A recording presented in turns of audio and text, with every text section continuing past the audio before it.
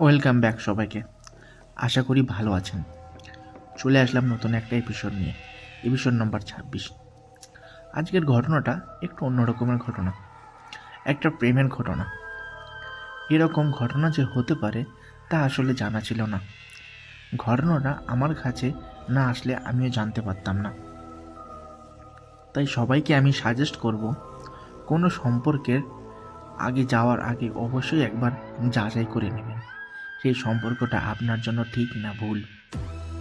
আমাকে যে ঘটনা পাঠিয়েছে তাকে অসংখ্য ধন্যবাদ এত সুন্দর একটা ঘটনা উপহার দেওয়ার জন্য। চলো সবাই দেখে নিই যে কী ঘটনা। আর এখানে সবার ঘটনাই শোনানো হয়। ভুতুরে গল্প। আধার যখন ডাকে, কেউ জানে না কাকে। দাদাভাই কেমন আছেন? আশা করি ভালো আছেন। আমিও ভালো আছি। দাদাভাই, তুমি আমার থেকে বয়সে বড়, তাই আমি তুমি বলে তোমায় সম্বোধন করছি। দাদাভাই, আমার নাম মিঠুন সেন। আমি সেই প্রথম থেকে তোমার ঘটনা শুনে যাচ্ছি। আমার খুব ভালো লাগে দাদাভাই তোমার ঘটনাগুলো শুনতে। আমি তোমার অনেক পুরনো সাবস্ক্রাইবার। আর আজ যে ঘটনাটা আমি তোমাকে বলবো সেটা আমার নিজের দাদার সাথে ঘটে গেছে ঘটনাটা। এই ঘটনাটি ঘটেছিল 2017 সালে। দাদা আজও প্রেম জিনিসটাকে মেনে নিতে পারে না। দাদা আজও প্রেম শব্দটাকে ভয় পায়। আমার দাদার নাম রাহুল সেন। দাদা তখন কলেজের শেষ বর্ষের ছাত্র। শান্ত স্বভাব, অল্প কথা, নিজের জগতে থাকা ছেলে। প্রেমে পড়ার মানুষ সে নয়, এমনটাই ভাবতো সবাই, যতদিন না তার জীবনে আসে ঈশিতা। হঠাৎ পরিচয়। ঈশিতার সঙ্গে দাদার পরিচয় হয়েছিল এক বন্ধুর জন্মদিনে। মেয়েটা খুব সুন্দর তা নয়, কিন্তু তার চোখে একটা অদ্ভুত টান ছিল। সে দাদার দিকে এমনভাবে তাকাতো যেন অনেক দিনের চেনা। সেদিন বাড়ি ফেরার সময় ঈশিতা হঠাৎ বলে বসে, আমরা আবার দেখা করব। প্রশ্ন ছিল না, ঘোষণা ছিল। অস্বাভাবিক প্রেম। এরপর সব কিছু খুব দ্রুত ঘটে। ঈশিতা সবসময় জানতো দাদা কোথায় যাচ্ছে, কখন কলেজ ছুটি হবে, কী রঙের জামা পরেছে। দাদা প্রথমে এটাকে ভালোবাসা ভেবেছিল, কিন্তু ধীরে ধীরে ব্যাপারটা বদলাতে শুরু করে। ঈশিতা চাইতো দাদা কারোর সঙ্গে কথা না বলুক, বিশেষ করে মেয়েদের সঙ্গে। একদিন সে হেসে বলেছিল, আমি চাই তুমি শুধু আমার হও। সেই হাসিটা অদ্ভুত ছিল, খুব শান্ত, খুব নিশ্চিন্ত। একদিন ঈশিতা দাদাকে একটা কালো গোলাপ দেয়। গোলাপটি ছিল কালো রঙের, স্বাভাবিক কালো নয়, গাঢ়, যেন রং নয়, ছায়া। ঈশিতা বলে, এটা শুকোবে না যতদিন ভালোবাসা থাকবে। সেই রাত থেকেই দাদার শরীরে অদ্ভুত পরিবর্তন শুরু হয়। শারীরিক প্রভাব। দাদা খেয়াল করে সে অন্য কাউকে দেখলে অস্তিত্ব বোধ হয়। ঈশিতা ছাড়া কারোর স্পর্শ ভালো লাগে না। তাকে না দেখতে পেলে বুকের মধ্যে চাপ অনুভব হয়। আর সবচেয়ে ভয়ঙ্কর ব্যাপার এটাই, ঈশিতার কাছে থাকলে তার নিজের ইচ্ছাটা ধীরে ধীরে মুছে যেতে থাকে, যেন সে নিজে আর সিদ্ধান্ত নিতে পারছে না। দাদার এক বন্ধু একদিন বলে, তুই আগের মতো নেই, চোখ দুটো ফাঁকা লাগছে। সেই রাতে দাদা স্বপ্ন দেখে সে অন্ধকার ঘরে দাঁড়িয়ে আছে, তার সামনে ঈশিতা। ঈশিতা তার গলায় একটা কালো সুতো বাঁধছে আর ফিসফিস করে বলছে, এখন তুমি আমার। ঘুম ভেঙে দেখে তার গলায় সত্যি একটা কালো দাগ।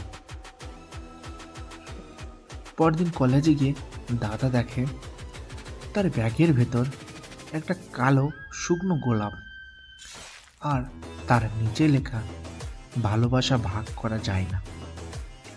দাদা বুঝতে পারছিল কিছু একটা ঠিক নেই, কিন্তু প্রেমে বললে যেমন হয়, মানুষ প্রথমে ভয়কে অস্বীকার করে। ঈশিতা এখন আর নির্দেশে সুরে কথা বলে না। কখন ফোন করবে, কার সঙ্গে কথা বলবে বলা যাবে, কোন রাস্তায় কলেজে যাবে সব সে ঠিক করে দিত। দাদা একদিন হালকা হাসিতে বলেছিল, তুমি তো আমাকে বেঁধে ফেলেছ। ঈশিতা তখন চোখ নামিয়ে শান্ত গলায় বলে, বাঁধা থাকাই তো ভালোবাসা। যেদিন দাদা ঈশিতার সঙ্গে দেখা করতে দেরি করত, সারা শরীরে ব্যথা শুরু হতো, মাথার ভেতর ভব শব্দ হতো, বুকের মধ্যে অকারণ ভয়, আর রাতে স্বপ্ন দেখত ঈশিতা অন্ধকারে দাঁড়িয়ে বলছে, একদিন সাহস করে দাদার বন্ধুর সঙ্গে সিনেমায় যাই। ফেরার পথে রাস্তায় হঠাৎ অজ্ঞান হয়ে পড়ে যায়। চেতনা ফিরে দেখে তার বাম হাতে একটা ছোট গোলাপের মতো চিহ্ন, কালচে রঙের। ডাক্তার কিছুই বুঝতে পারেনি। দাদা অসুস্থ হবার পর ঈশিতা আসে। সে হাতটা ধরে ধীরে বলে, আমি তোমাকে ছেড়ে যেতে দেব না। আর তার হাত বরফের মতো ঠান্ডা ছিল। আর আশ্চর্যভাবে দাদা তখন শান্তি অনুভব করেছিল। একদিন কলেজের এক সিনিয়র মেয়ে দাদাকে ডেকে বলে, ঈশিতা আগেও একজন ছিল, সে হঠাৎ খুব বদলে গিয়েছিল।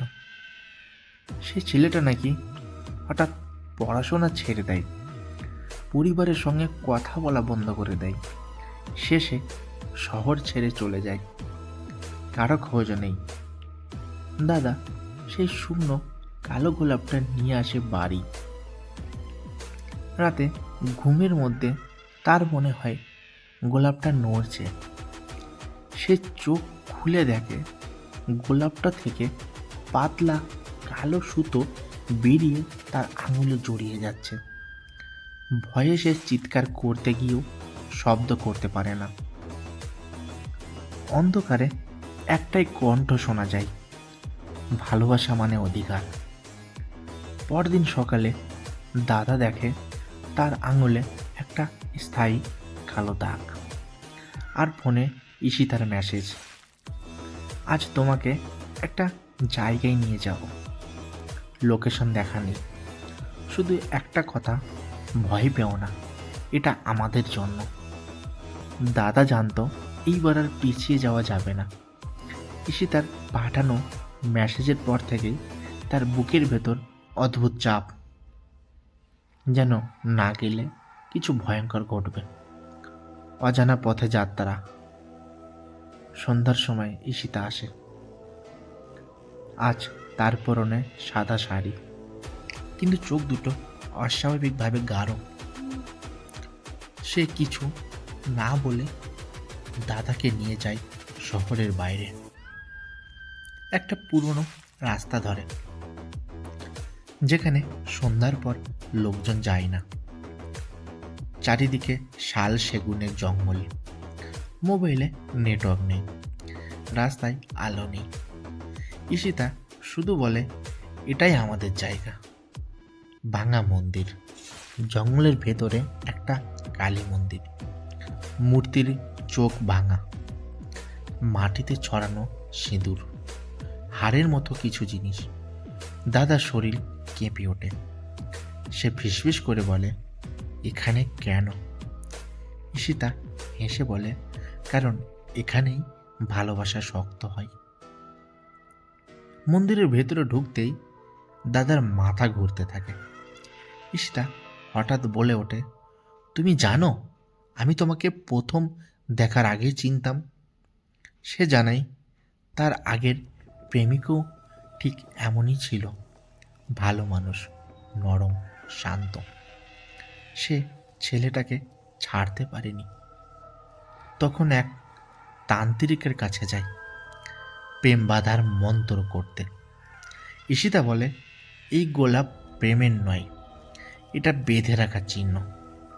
এই গোলাপ তৈরি হয় কবরের মাটি, মানুষের চুল, নির্দিষ্ট মন্ত্রে বাঁধা সুতো। যাকে দেওয়া হয় তার ইচ্ছা ধীরে ধীরে নিভে যায়। দাদা বুঝতে পারে সে প্রেমে পড়েনি, সে বাঁধা পড়েছে। ভয়ঙ্কর আবিষ্কার। মন্দিরের পেছনে একটা গর্ত, গর্তের ভেতর একটা পুরনো মোবাইল, কয়েকটা জামা আর একটা ছাত্র পরিচয়পত্র। নাম সৌমিক দত্ত, ঈশিতার আগের প্রেমিক। দাদার বুক হিম হয়ে যায়। সে চিৎকার করে বলে, ও কোথায়?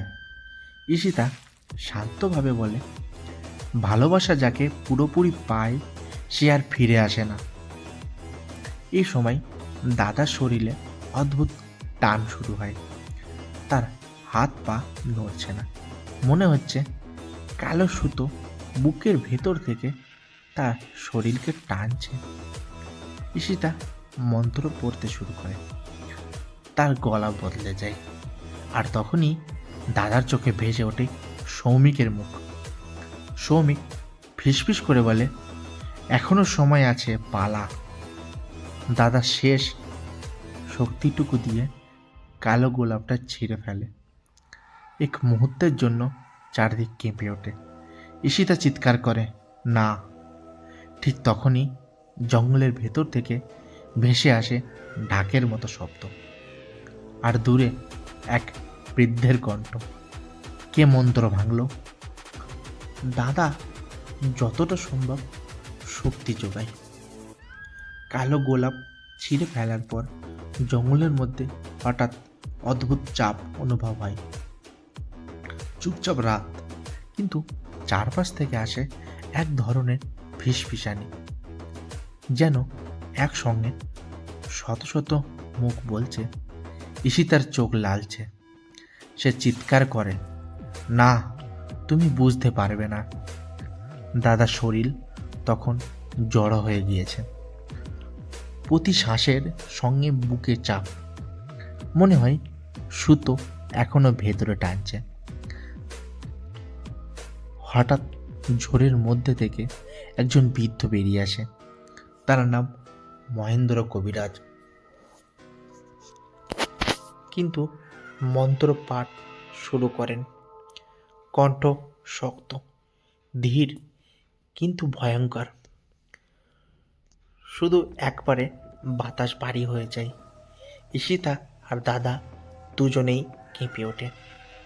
মহেন্দ্র ফিসফিস করে বলেন, যদি জাদু ভাঙতে চাও, একমাত্র পথ আপনাদের মধ্যে কেউ নিজের ইচ্ছা পুরোপুরি ফিরে পাবে।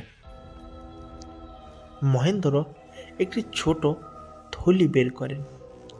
এর মধ্যে কবরের মাটি, সুতো আর পুতুল, ছোট কাগজে লেখা নাম। এই সব জিনিস মাটিতে সমাহিত করতে হবে। ঈশিতা চিৎকার করে, আমি চাইনি, এটা আমার। কিন্তু মহেন্দ্র অবিচল। মাটিতে জিনিসগুলো সমাহিত করা হলো। কালো গোলাপ জঙ্গলের ভেতর দিয়ে বাতাসে মিলিয়ে যায়। পরের দিন ঈশিতা আর দাদা ঘুম ভেঙে শান্ত। শরীর আর মন নিস্তেজ, নিয়ন্ত্রণ ফিরে পায়।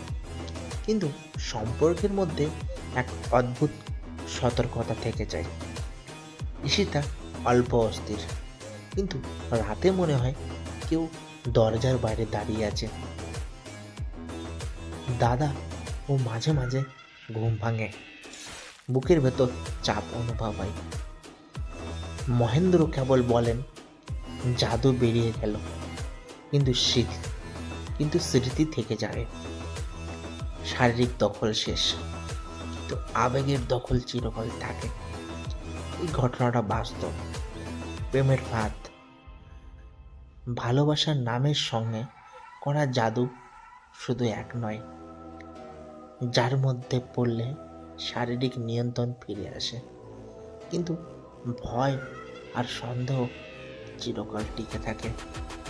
দাদা বলেন আমি বেঁচে গেছি, কিন্তু সেই রাতের অনুভূতি, কালো গোলাপ আর ফিসফিসানি কখনো ভুলতে পারিনি।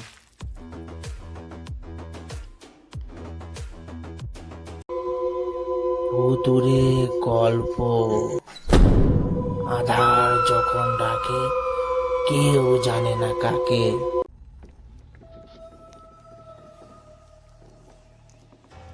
ঘটনাটা কেমন লাগলো অবশ্যই আমাকে কমেন্ট করে জানাতে একদম ভুলো না। বুধবার, শুক্রবার আর রবিবার ঠিক রাত 10টায় ইউটিউবে ভিডিও চলে আসবে। আর আমাকে ঘটনা পাঠাতে হলে মেল করতে পারো ভুতুরে গল্প 123@gmail.com, অথবা ফেসবুকে গিয়ে ইনবক্সে ঘটনা পাঠাতে পারো। আপনারাও চাইলে আমাকে ঘটনা পাঠাতে পারেন। আর সবাই বেশি বেশি করে ঘটনা শেয়ার করো। আর বন্ধুরা, একটা জিনিস করতে হবে, তোমাদের বন্ধুদের, ফ্যামিলিদের, নিজের প্রিয় মানুষকে আমাদের ঘটনাগুলো শেয়ার করে দিতে হবে। আমরা তো সবাই একটা পরিবার, তাই না? আর অন্যদের শোনার জন্য একটু বেশি বেশি করে শেয়ার করে দিও। আর যারা সাবস্ক্রাইব এখনই করোনি তারা অবশ্যই তাড়াতাড়ি সাবস্ক্রাইব করে দাও, তাহলে ঘটনাটি সবার আগে তোমাদের কাছে পৌঁছে যাবে।